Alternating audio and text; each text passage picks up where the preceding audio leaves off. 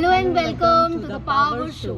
और आज की हमारी वीडियो है कैसे सारा सोलोमन से पूछती है कि why Solomon thinks all is well being का असली मतलब क्या होता है और कैसे आप हर ह्यूमन बीइंग, हर सिचुएशन, हर चीज़ में अपने आसपास वेल बीइंग को ढूंढ सकते हैं, क्योंकि well being is the core and the centre of everything. क्योंकि वेलबींग के लिए सब कुछ अच्छा है। जब आपको सब कुछ अच्छा लग रहा है तो आप वेलबींग के क्लोज हैं, और जब आपको चीज़ें बुरी लग रही हैं तो आप वेलबींग से दूर हैं। सो इसी कॉन्सेप्ट को आज समझेंगे, बने रहिए। सो पूजा मैम, क्या होता है, एक बार सारा अपने पड़ोसी एक आंटी को देखती हैं जो कि बहुत बूढ़ी लेडी है। शी इज़ अराउंड 80-85 और वो ना अच्छे से चल नहीं पा रही है, वो अकेले रहती हैं घर में। अब इसको देख के सारा के मन में ना आप समझ सकते हो कि इमोशनल स्केल जो होता सारा है, जो बहुत ही प्यारी सी लड़की है, उसे लगता है कि सबकी हेल्प करनी चाहिए, किसी को परेशान नहीं करना चाहिए, तो वो चाहती है कि वो उन आंटी की हेल्प करे। तो आपको पता है जो इमोशनल स्केल होता है, जब हम किसी के लिए सैड फील करते हैं, गिल्टी फील करते हैं या सिंपैथी फील करते हैं, तो हम थोड़ी नीचे वाइब्रेशन में, हम हायर वाइब्रेशन में नहीं है। क्योंकि इब्राहिमिक्स के अकॉर्डिंग हायर वाइब्रेशन का मतलब होता है pure well being, love, Joy, happiness, wellness, health. अब जब सारा देखती है बूढ़ी लेडी को, तो वो सोलोमन के पास जाती है, क्योंकि सारा अपनी हर प्रॉब्लम या हर जो भी वो सोचती है वो सोलोमन के पास जाके डिस्कस करती है। तो जब वो सोलोमन के पास जाती है तो वो सोलोमन को ये सेम सिचुएशन बताती है। तो सोलोमन कहता है कि सारा, क्या तुम इसे दूसरी नज़र से नहीं देख सकती?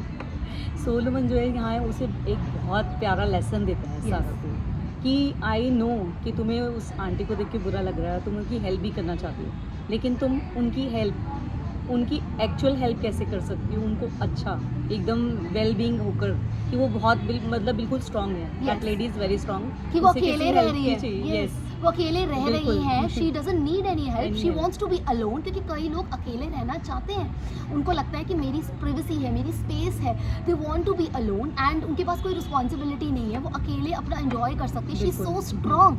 तो अगर हम दूसरे नज़रिए से देखना स्टार्ट करें तो बहुत सारी लाइफ, क्योंकि वर्ल्ड में जो भी होता है ना, दैट इज़ वेल बीइंग होता है, कुछ बुरा होता ही नहीं है।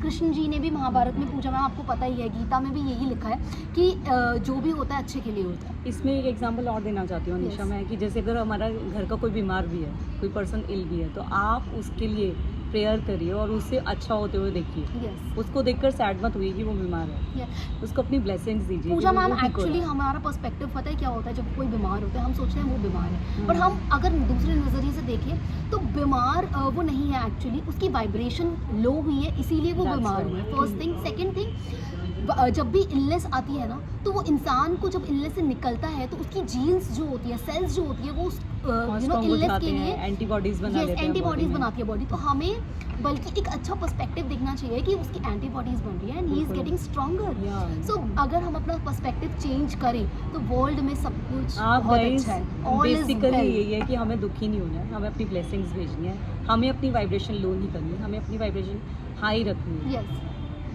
सो गाइज, सारा ने एक और एग्जाम्पल भी पूछा सोलोमन से कि सोलोमन, अगर ऐसा ही है तो जो वर्ल्ड में आग लग जाती है कई उसमें, कई की ट्रेन एक्सीडेंट्स, अभी रिसेंट में एक ट्रेन एक्सीडेंट हुआ इतना बड़ा, तो क्या वो भी सही है?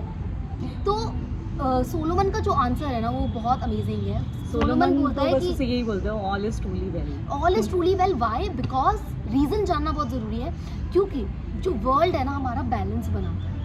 अगर सभी सबके मरने का एक टाइम है, आपको भी पता है, तो वो किस तरीके से मरेगा, क्या उसका साधन होगा मरने का, सब कुछ, एवरीथिंग इज प्री डेस्टिन्ड। ठीक है, तो अगर ट्रेन एक्सीडेंट हुआ और उनका जो वर्ल्ड है वो बैलेंस क्रिएट कर रहे हैं, एक्चुअली ना हम लोग वही है कि मर रहे हैं तो नई बॉडी भी ले रहे हैं। Yes, exactly, we are getting birth, because nobody is dying actually, देखा जाए तो बैलेंस क्रिएट कर रहा है वर्ल्ड। सो गाइज, इसको भी वेलबींग की तरह ही ले और हर चीज़ को यही बोलें, ऑल इज ट्रूली वेल, और यही मंत्र बार बार रिपीट करते रहे, all is truly well, all is truly well, और आप देखेंगे अपनी लाइफ में सब कुछ वेल होते। ठीक है गाइज, आई होप गाइज आपको ये वीडियो समझ आई होगी, and we are open for personal sessions. You can mail us on this email ID and we are ready to help you anytime, anywhere. Until next time, love you, take care.